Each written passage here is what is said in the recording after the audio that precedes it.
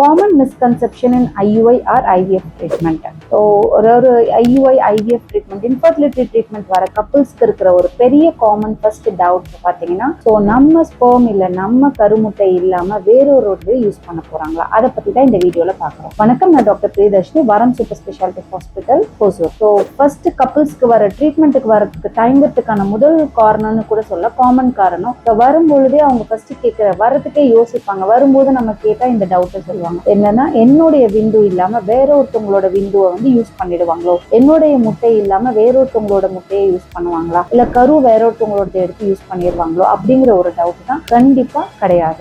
எந்த ஒரு ஹாஸ்பிட்டல்ஸ்லயுமே டாக்டருமே உங்களுக்கு இந்த மாதிரியான ஒரு மெத்தட், அதாவது டோனர் ஸ்பெர்ம் டோனர் எக்னு சொல்லுவோம், அதாவது வாடகை முட்டை வாடகை விந்தணும்னு சொல்லுவோம், அந்த மாதிரி ஒரு மெத்தட் யூஸ் பண்றதுக்கு முன்னாடி அன்லஸ் கணவன் மனைவி இருவருமே அதுக்கு நம்ம கன்சென்ட் கொடுக்கணும். ஸோ அதுவுமே எப்ப நாங்க அதை கேட்போம் அப்படின்னா, விந்தணுக்கள் சுத்தமா இல்ல, எசூஸ்போமியான்னு சொல்லுவோம், இல்ல முட்டைகள் சுத்தமா இல்ல, புவர் ஓவேரியன் ரிசர்வா இருக்கு, இல்ல ஆல்ரெடி IVF ஃபெயில்டு IVF ட்ரீட்மெண்டா இருக்கு, உங்களோட முட்டையோட குவாலிட்டி நல்லா இல்ல, விந்தணுக்கள் புவர் குவாலிட்டியா இருக்கு அப்படிங்கிற பட்சத்தில் டோனார் எக்ஸோஸ்போமை யூஸ் பண்ண நேரிடலாம். அன்லஸ் அது அந்த மேல் பார்ட்னரோ ஃபீமேல் பார்ட்னரோ கன்சென்ட் கொடுத்து, அதாவது அவங்களுக்கு ஓகே எங்களுக்கு இந்த முறையில் குழந்தை பெற்றுக்க சம்மதம் அப்படின்னு அங்க கையெழுத்து போட்டா மட்டும்தான் நாங்க அந்த டோனர் எக்கோ டோனர் ஸ்பெர்ம் ஆப்ஷனுக்கு போவோம். ஸோ ஃபர்ஸ்ட் வந்தோடனே எந்த ஒரு ஹாஸ்பிட்டல் எந்த ஒரு டாக்டருமே உங்களுக்கு வேற ஒரு வாடகை முட்டையோ வாடகை விந்துவோ கண்டிப்பா யூஸ் பண்ண மாட்டாங்க. தேங்க்யூ.